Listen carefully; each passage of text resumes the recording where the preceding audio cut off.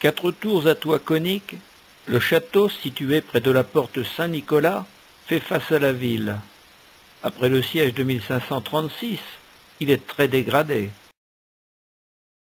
Sa grosse tour est totalement anéantie par une mine, ensevelissant du même coup Damartin, héroïque défenseur de la ville, engagé dans une manœuvre ultime de contre-mine. Bâti sous Philippe Auguste, il est alors restauré quelque temps après la mort d'Henri IV. Au nord, la forme arrondie de la muraille nous suggère une tour disparue. Bien après, des horribles fenêtres ont été percées dans ces tours pour les besoins de l'armée.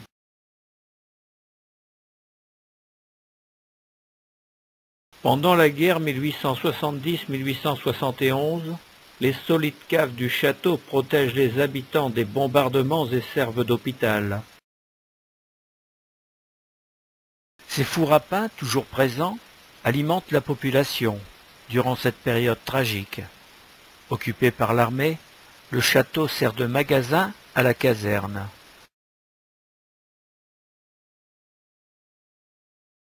Le titre de cette carte postale, Château de Péronne, Tour Louis XI, nous rappelle que lors de l'entrevue de Péronne du 9 octobre 1468, notre roi y fut retenu prisonnier quelques jours par son rival le duc de Bourgogne, Charles le Téméraire.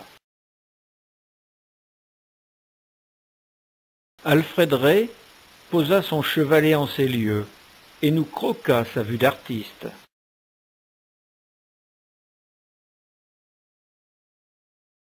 Maison pour conte de fées, la tour Solferino est un pavillon de chasse à Rocogne. Endommagée durant la dernière guerre en 1871, la Folie a été restaurée à la fin du conflit.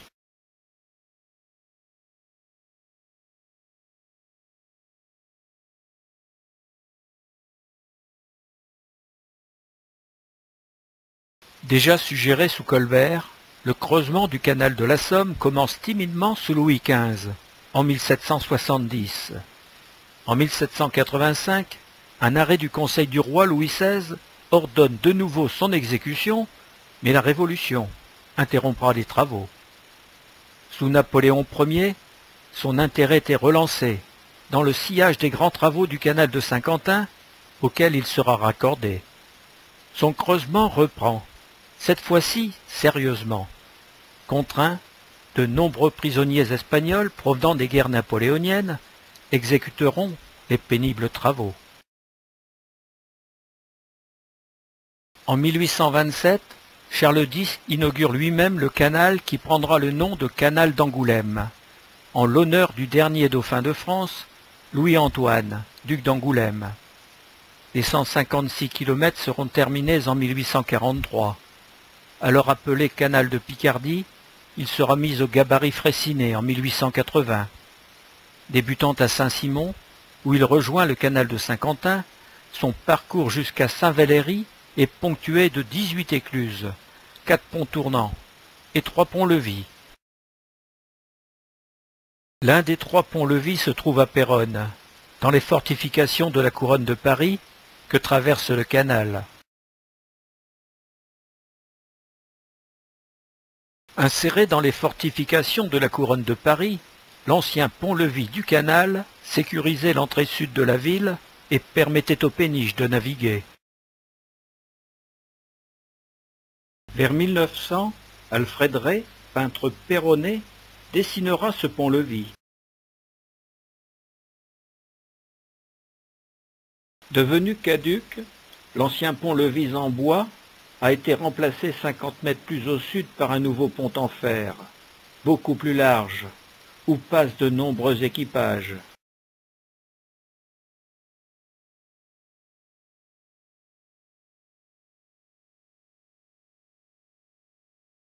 Vu de la berge, voici le nouveau pont composé de poutrelles métalliques. Au début du XXe siècle, les péniches étaient les seuls moyens de transport pour le bois, le charbon, le sable, le grain. Curieux bateau que cette Mignole, amarrée à droite. D'élégantes ferrures ouvragées maintiennent ensemble à l'avant les extrémités de la levée et des bordées. Le port du canal, vu de la chaussée menant au faubourg de Paris.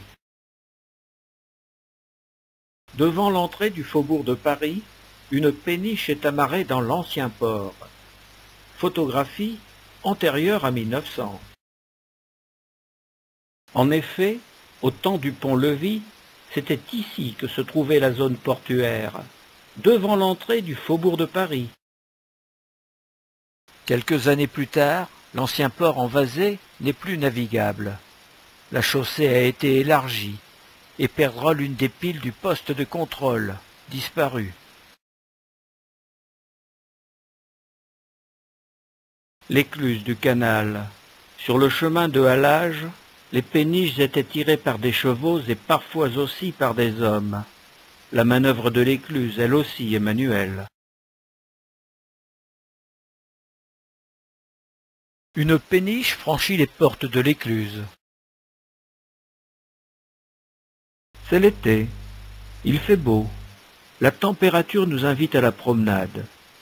Maman et la grande sœur bercent bébé dans son landau. La péniche est passée. La maman au landau est toujours assise à la même place. L'éclusier termine la manœuvre des vannes. Les tourbillons calmés, le pêcheur pose de nouveau sa ligne et surveille son bouchon.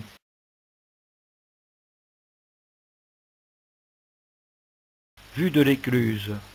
Passage du train de marchandises sur l'ancien pont du chemin de fer. Trop tard. Les wagons sont déjà passés.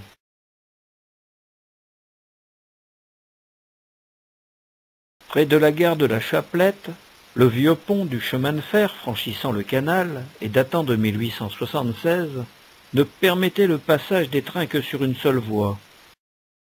Avec l'augmentation du trafic, le doublement de la voie ferrée devient nécessaire.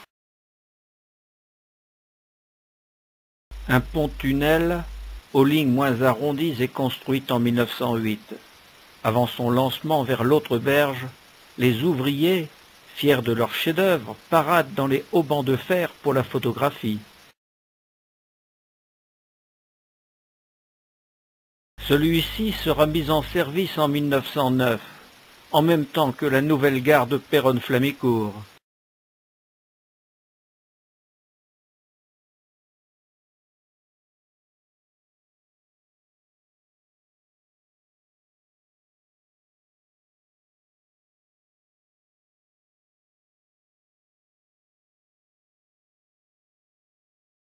À proximité, la scierie et marchand de bois Cafard fournit toute la région en poutres et charpentes. L'entrée de la scierie se fait côté nord. Le magasin de bois et chantiers se trouve côté ouest.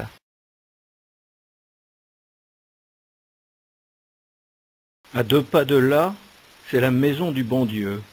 On reçoit tout le monde. Blampin débitant et marchand de porc. Quittons la Chapelette et entrons au faubourg de Paris. À l'entrée du faubourg de Paris, la réclame pour l'automobile est déjà reine.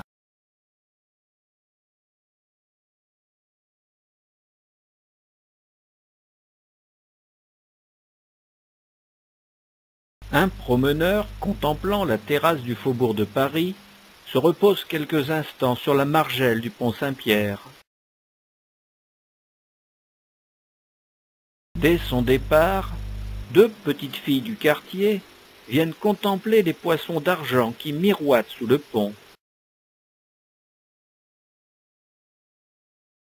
Toujours au pont Saint-Pierre, c'est maintenant 3 personnes qui regardent s'écouler l'eau vers les étangs de Biache.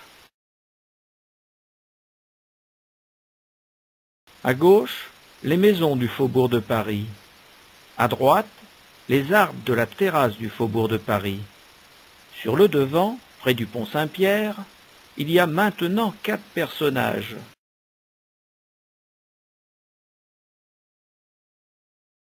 La terrasse du faubourg de Paris, bordée d'une triple rangée de tilleuls, est située au cœur du vieux Sobot-Écluse. C'est aussi de cet endroit qu'à la nuit tombante de la Saint-Pierre, on pouvait admirer les poissonniers arrivant en barque décorée de lampions, pour allumer un bûcher sur une île au milieu des roseaux, afin d'honorer leur saint patron.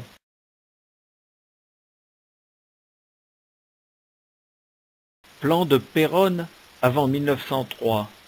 La ville est coincée par des étangs au sud, par des fossés inondés au nord, et prisonnière de tous les côtés de ses remparts. Il n'y a que 3 accès pour rentrer et sortir de la ville: la porte de Paris, la porte du faubourg de Bretagne et la porte Saint-Nicolas. Et puis, ces portes sont étroites et surveillées. Le tournant de la rue Saint-Furcy, le passage sous la porte de Bretagne, le contournement du bastion de Chaulnes et les postes de garde ne facilitent guère la circulation. L'ancienne cité militaire, pour progresser et pour croître, a besoin d'espace, mais tout ce qui l'entoure appartient à l'armée, avec une large zone de servitude non edificandi. La municipalité réclame de plus en plus le déclassement militaire de la ville. Ceinturée de 4 kilomètres de remparts, la ville ne peut s'étendre. Les progrès militaires, on l'a vu pendant la guerre 1870-1871, font que les murailles ne protègent plus. La décision est prise.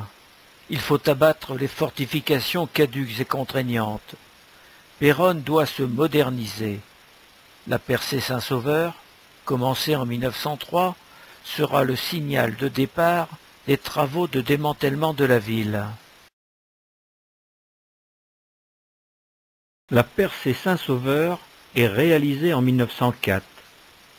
Une large avenue est tracée à travers la muraille, à l'emplacement de l'ancienne porte Saint-Sauveur, disparue depuis longtemps. La route est désenclavée. L'accès au centre-ville se fait dorénavant sans embarras. Autre aspect de la percée Saint-Sauveur. Lors de la destruction des remparts sont mis à jour les vestiges de ce qui pourrait être l'ancienne tour Saint-Sauveur. Comme on peut le voir, le passage sous la porte de Bretagne et le contournement du bastion de Chaulnes sont devenus inutiles. La chaussée passe maintenant en ligne droite vers le faubourg de Bretagne. Travaux de démantèlement du côté de la porte Saint-Nicolas. Nivellement des remparts entre la rue de la Madeleine et la porte Neuve. À proximité, le bastion Richelieu disparaît aussi.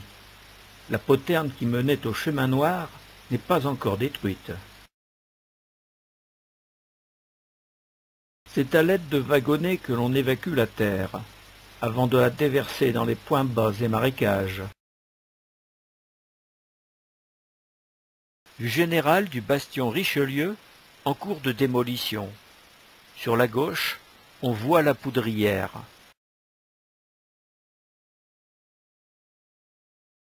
Ici, la poudrière est encore debout, mais plus pour très longtemps. À sa droite, derrière, on voit la Banque de France.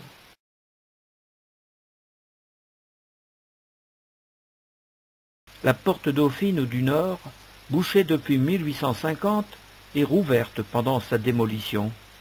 Ces lieux et murailles vont bientôt faire place au carrefour de la rue de la Caisse d'Épargne avec la rue Georges Clemenceau.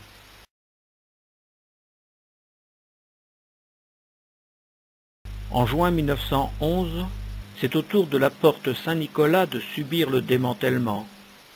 Côté ville, le plafond en arc de cercle datant de 1851 est démoli. Des lambeaux de réclame collent encore au mur. Côté campagne, la voûte est encore présente, mais dans quelques instants et quelques coups de pioche plus tard, elle n'en paraîtra plus. C'est fait. La voûte de la deuxième porte, près du pont, est tombée. Les ouvriers, fiers de leur œuvre, outils en main, posent pour la postérité.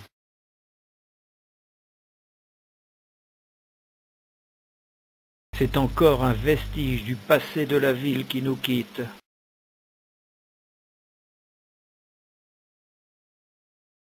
Et ça continue, encore et encore, au XXIe siècle. Il ne nous restera bientôt que des souvenirs à transmettre à nos enfants.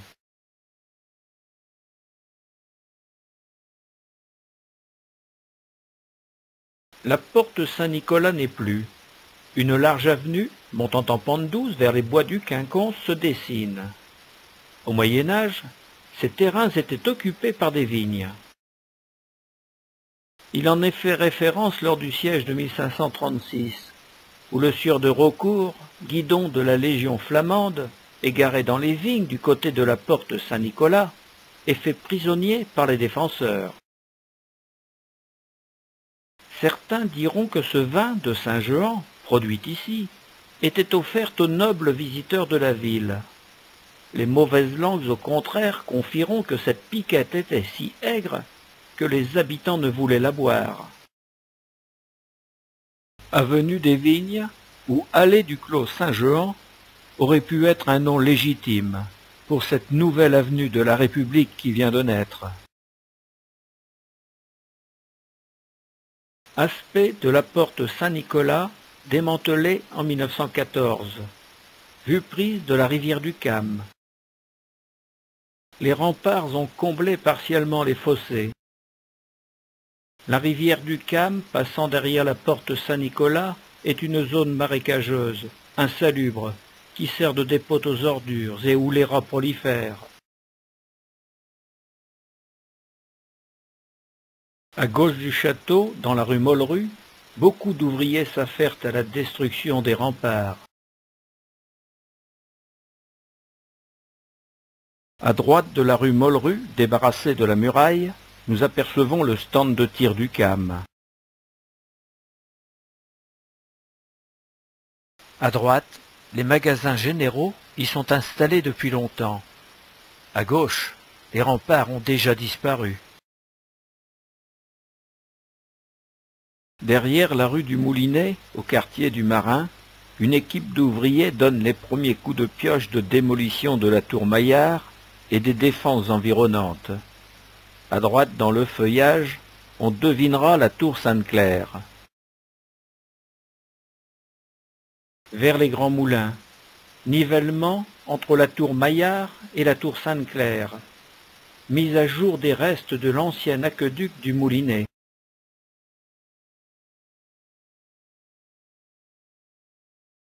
Derrière les Grands Moulins, la tour Sainte-Claire est sacrifiée.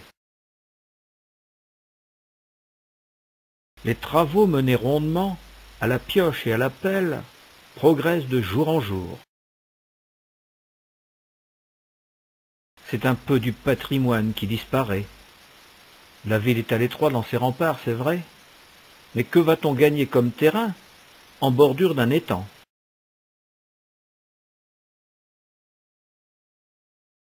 En 1906, une équipe d'ouvriers détruit les casemates côté sud-ouest, près de la porte de Paris. La journée de travail est terminée. Les ouvriers sont partis. La démolition de l'ouvrage 33 reprendra demain. Nivellement du cavalier de l'ouvrage 33, près de la tombe du Marin. Disparition de l'ouvrage 34 au sud des Grands Moulins et découverte des restes de la tour Paillarde.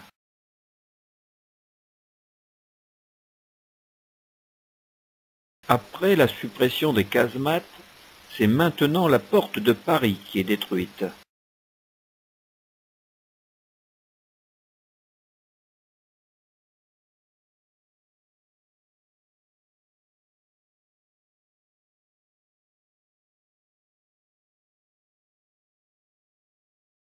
Les murailles environnantes sont aussi à raser. Démantèlement des fortifications, côté sud, en mars 1914. Sur la gauche, le collège. De la disparition des remparts va naître le boulevard du Sud-Est. Aspect du boulevard du Sud-Est du côté de la porte de Flamicourt. À peine terminée avant les hostilités, les Allemands rendront carrossable cette voie stratégique. Péronne moderne. Sondage d'une mine de charbon à la mire. Pour quelques Péronnais, c'est l'occasion d'une promenade dominicale le long du canal vers Éterpigny. Pour d'autres, il y a sûrement de l'anthracite sous les phosphates de la Somme. Et des affaires à faire. Péronne moderne. Biplan Henri Farman au décollage. Péronne moderne.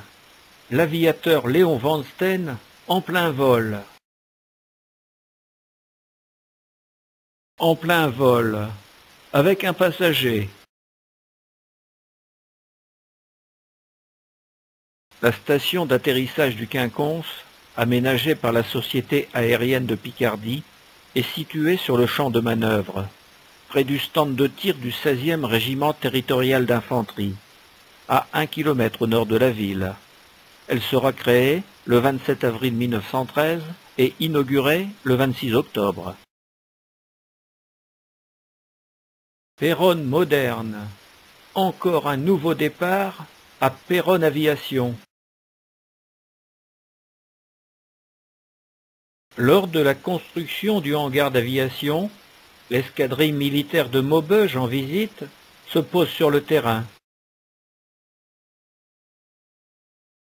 Comme le relate le bulletin mensuel, l'Association générale aéronautique de novembre 1913, l'inauguration du hangar eut lieu avec éclat le 26 octobre dernier. Et tandis que le cortège officiel se rend dans la salle du banquet, deux aviateurs, messieurs Gaston Caudron et le capitaine Gérard, viennent atterrir à l'aérodrome pour participer à la cérémonie d'inauguration. Farman, Breguet et Caudron s'y succèdent.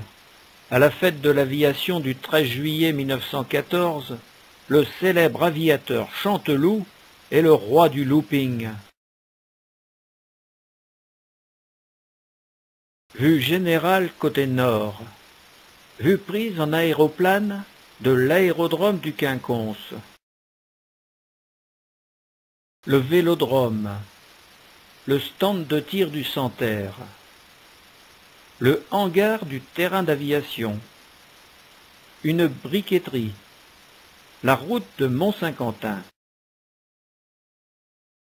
On pourrait y ajouter la ligne de chemin de fer Albert-Ham, communément appelée le Tortillard, passant derrière le hangar d'aviation, et sa halte du Quinconce. Vue aérienne de la ville. Photographie prise en aéroplane par l'aviateur Constantini. Début 1914, le déclassement militaire de la ville est réalité. Les murailles pesantes de la dernière guerre sont en grande partie démantelées. Au sud-est, le boulevard est tracé, mais pas encore carrossable. À l'est, bonne idée. La belle et ancienne porte de Bretagne est conservée. Le bastion de Vendôme, lui, a disparu. Dommage. Au nord, le bastion Richelieu n'est plus. Les murailles sont démolies, renversées dans les fossés, dans les eaux stagnantes des marécages. Vue prise en ballon libre, à 750 mètres d'altitude, par l'aéronaute Arthur Tiberghien. La large avenue du Quinconce est réalisée. Quelques habitations se construisent. La porte Saint-Nicolas laisse place à un large passage où déjà on envisage de nouvelles constructions. Le climat est pesant. Des bruits de bottes retentissant d'outre-Rhin résonnent de plus en plus. La belle époque est bien finie. Aux beaux chapeaux des belles dames et beaux messieurs vont succéder les casques avec ou sans pointe, et les tenues de combat Garance, puis bleu horizon, bientôt boueuses des poilus. La guerre, la revanche sont maintenant inévitables.